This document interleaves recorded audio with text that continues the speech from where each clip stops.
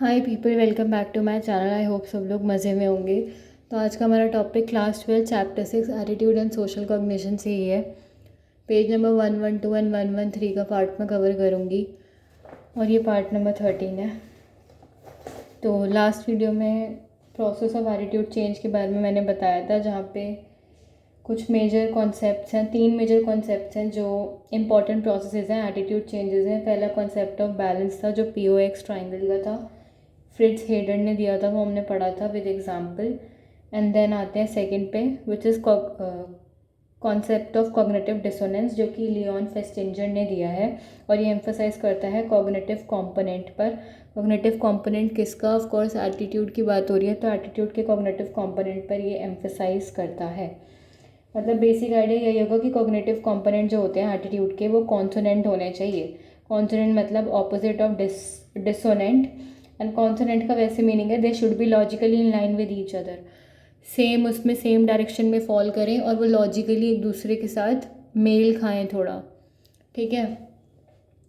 And then आगे इसमें दे रखा है कि अगर कोई इंडिविजुअल को लगता है कि दो कॉग्निशंस उसके एटीट्यूड में डिसोनेंट हैं, आपस में बिल्कुल मैच नहीं करते हैं, डिफरेंट है एक दूसरे से, तो एक कॉग्निशन को चेंज होना पड़ेगा कॉन्सोनेंट बनने के लिए, और एटीट्यूड का डायरेक्शन जो है वो कॉन्सोनेंट्स की तरफ लेके जाने के लिए। If an individual finds that two cognitions in an attitude are dissonant, then one of them must and will be change in the direction of consonants, ठीक है। फॉर एग्जाम्पल कुछ फॉलोइंग आइडियाज़ दे रखे हैं कॉग्निशंस जो कि हैं। Cognition 1 है कि पान मसाला कॉजेज माउथ कैंसर, जो कि बहुत डेंजरस और ख़तरनाक है। मतलब पान मसाला खाने से माउथ कैंसर होता है, जो कि बहुत ही घातक है। एंड दूसरा कॉग्निशन कि मैं पान मसाला खाता हूँ, ठीक है। तो ये दो आइडियाज़ या कॉग्निशंस जो है वो किसी भी इंडिविजुअल को ये फील करवाएंगे कि यहाँ पर कुछ डिसोनेंस है, कुछ मैच नहीं कर रहा आपस में। वो जो बोल रहा है और वो जो कर रहा है, उसके थॉट और एक्शन बिल्कुल मैच नहीं हो रहे हैं, कुछ ना कुछ गड़बड़ी है यहाँ पर। तो ये आउट ऑफ ट्यून जा रहा है बहुत ज़्यादा एटीट्यूड टूवर्ड्स पान मसाला जो किसी पर्सन का है वो। तभी यहाँ पर एक आइडिया को चेंज होना पड़ेगा जिससे कि कॉन्सोनेंस आ जाए।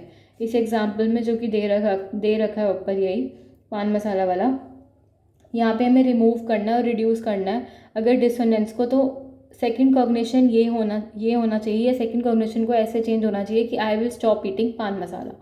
तो वो थोड़ा मेल खाएगा कि हाँ पान मसाला सॉरी तो वो थोड़ा मेल खाएगा कि हाँ पान मसाला से माउथ कैंसर हो रहा है, जो कि बहुत डेंजरस और घातक है किसी की भी हेल्थ के लिए, एंड मैंने पान मसाला खाना छोड़ दिया है, ठीक है। तो ये हेल्दी, लॉजिकल और सेंसिबल वे होगा किसी भी डिसोनेंस को, या इस एग्जाम्पल में जो डिसोनेंस आ रही है उसे रिड्यूस करने के लिए, कि मैं दूसरे कॉग्निशन को चेंज कर दूँ। फेस्टिंजर और कार्ल स्मिथ जो कि दो सोशल साइकोलॉजिस्ट हैं, उन्होंने एक एक्सपेरिमेंट करा ये दिखाने के लिए कि कैसे कॉग्निटिव डिसोनेंस काम करता है। दोनों बैलेंस और कॉग्निटिव डिसोनेंस का जो कॉन्सेप्ट है वो कॉग्निटिव कंसिस्टेंसी का एग्जाम्पल है। अब कॉग्निटिव कंसिस्टेंसी क्या होती है? मतलब कि दो कंपोनेंट्स, एस्पेक्ट्स या एलिमेंट्स एटीट्यूड सिस्टम के सेम डायरेक्शन में होने चाहिए, मतलब must be in line with each other और must be in the same direction, ठीक है। एक दूसरे से मेल खाने चाहिए एकदम। ऐसे नहीं होना चाहिए कि एक कहीं और किसी और डायरेक्शन में और दूसरा कहीं और, हम ऑड वन आउट कर सकें, ऐसा नहीं होना चाहिए। और जो हर एक एलिमेंट होगा वो लॉजिकली फॉल करना चाहिए इन line with the other elements of an attitude. अगर ये चीज़ नहीं होती है तो पर्सन एक्सपीरियंस करता है एक तरह का मेंटल डिस्कम्फर्ट। क्यों? क्योंकि मेंटल डिस्कम्फर्ट मतलब कि something is not quite right, कुछ भी लाइक कुछ थोड़ा बहुत कहीं दिक्कत आ रही है, कुछ चीज़ सही नहीं हो रही है मेरे एटीट्यूड सिस्टम के अंदर।